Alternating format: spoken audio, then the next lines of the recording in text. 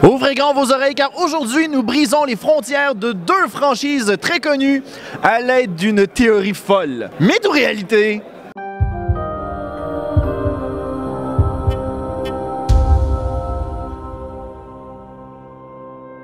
Aujourd'hui, je me sentais faim, j'avais envie de vous parler d'une théorie de fans concernant Star Wars. Et depuis la sortie de The Last Jedi, on dirait que toutes les théories se sont effondrées. Quoi? Ma théorie sur tel aspect du film n'est pas crédible? Ce film est une abomination! Mais je crois que la théorie d'aujourd'hui va vraiment vous intéresser. Et elle concerne aussi les films La Matrice. Attends, quoi? Le film La Matrice, un film sorti en 1999 mettant en vedette Keanu Reeves, qui découvrira la vérité sur la Matrice, c'est-à-dire un monde codé par les machines afin que ceux-ci puissent nous utiliser comme énergie. Sérieusement, j'ai été paranoïaque pendant des semaines quand j'ai écouté ce film-là. Est-ce que cet homme est réel ou il s'agit d'un programme pour me berner? Mais la théorie d'aujourd'hui nous vient de l'utilisateur de Robert T. Simo, qui a réussi à mettre un lien entre le film La Matrice et celui de l'attaque des clones. Oh boy, il fallait vraiment que cette théorie-là parle du seul film de Star Wars auquel je me suis endormi 2 fois en l'écoutant. Ok, c'est correct, il y a juste une autre scène de romance. Ok, là encore un petit 5 minutes. Dans la scène du bar, Obi-Wan Kenobi se fait approcher par un vendeur de bâtons de la mort, une sorte de drogue dans l'univers de Star Wars. Avez-vous reconnu l'acteur qui joue le rôle du marchand? Eh oui, il s'agit de l'acteur Matt Doran, ayant incarné le rôle de Mouse, membre de l'équipage du Nebuchadnezzar. Oh là là, un lien! Appelez les médias quelqu'un!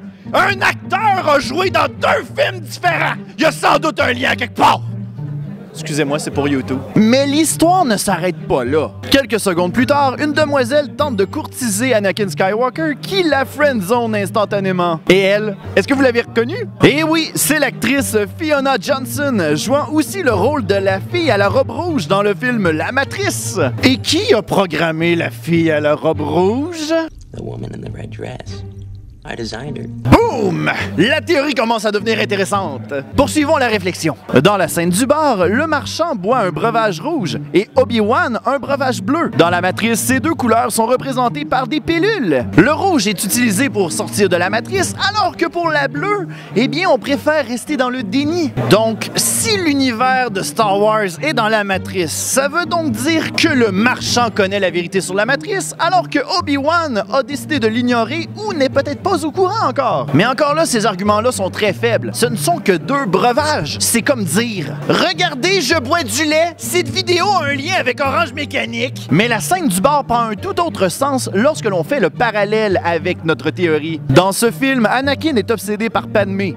En tant que Jedi, il ne doit pas être distrait par autre chose que son but. Ce qu'Anakin ne fait pas en ayant une relation amoureuse. Cela fait un gros lien avec l'exercice de la fille à la robe rouge. Neo doit se concentrer sur son but et non se laisser distraire par ce qui l'entoure. Mais on a besoin de savoir, est-ce que cela en fait une théorie fondée? Et non, ici je ne peux pas me fier sur des faits.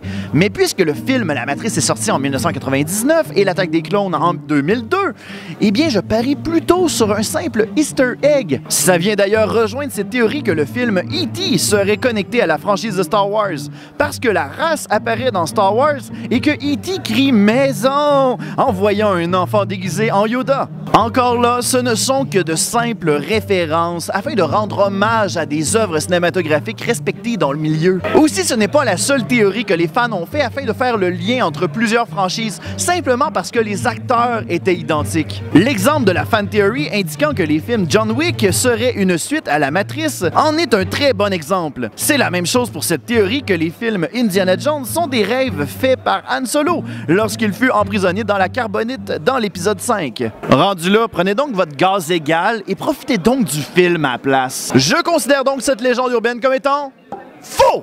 Mais si jamais vous voulez continuer à y croire, bien continuez à prendre la pilule bleue. Merci à tous d'avoir écouté cet nouvel épisode de Mythe ou Réalité. J'espère que vous avez aimé ça. Hey, un gros merci au Rétro Néo Vidéo qui nous a offert ce stand. Si jamais vous voulez encourager le projet de Mythe ou Réalité, on a un Patreon aussi. Donc je vais mettre un lien à quelque part dans ce coin-là vers le bas. Allez voir ça. Coûte cher quand même faire du YouTube, hein? Allez vous abonner aussi. Ouais.